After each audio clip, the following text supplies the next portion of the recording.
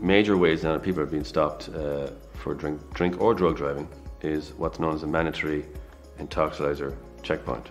And these things are set up at specific places, at specific times, on specific dates. Guards are given permission in writing from an inspector, and the inspector will say that on this date, in this place, between the hours of 3 p.m. and 5 p.m. or whatever it is, I want a checkpoint set up. And so once they have that authorization from an inspector to set up a checkpoint, they're authorized to stop and get anybody to give a sample of their saliva, whether or not they think that person is intoxicated or otherwise.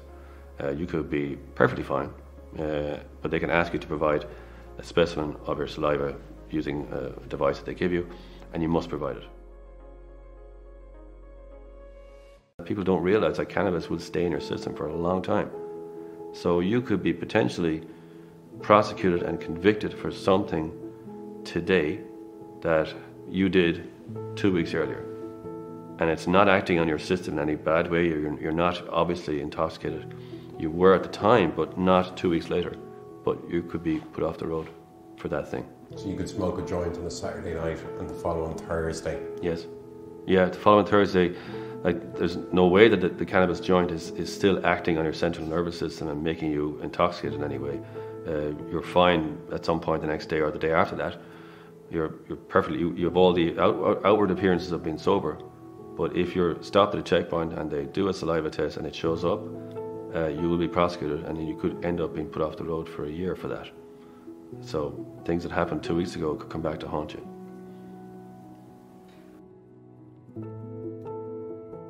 If they suspect you're under the influence of drugs, they'll take a blood sample. And what they'll do then with the blood sample is that that'll be taken, that'll be packed into a little box, and it'll be sent by registered post, or sometimes in Dublin, they'll deliver that day. The Garda will deliver the sample to the Medical Bureau of Road Safety, and they're operating out of the Health Sciences building in UCD. But oftentimes for drug driving, the analysis for alcohol in the blood comes back zero. Like there's no alcohol in your blood. And in that situation then what the Medical Bureau do is that they take that sample of blood and then they add a preservative to it and they stick it into a refrigerator. And in that situation where it's in a refrigerator, it's stable for months because the testing for drugs takes much longer. What's happening now a lot is drug driving. And that's where people have had something, we'll say, on a Saturday night, and they're stopped at one of these mandatory checkpoints 3 days later, even a week later.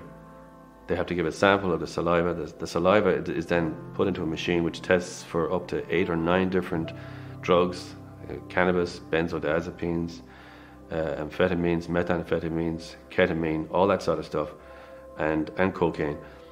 And if that sample of saliva shows up the presence of any one of those things, you're going to be arrested right there and then. Then you're brought to the station and the sample of blood is taken from you. And if it subsequently shows up in the analysis from the Medical Bureau of Road Safety, you could be facing a year off the road. What are the punishments for drug driving? It's the same as drink driving.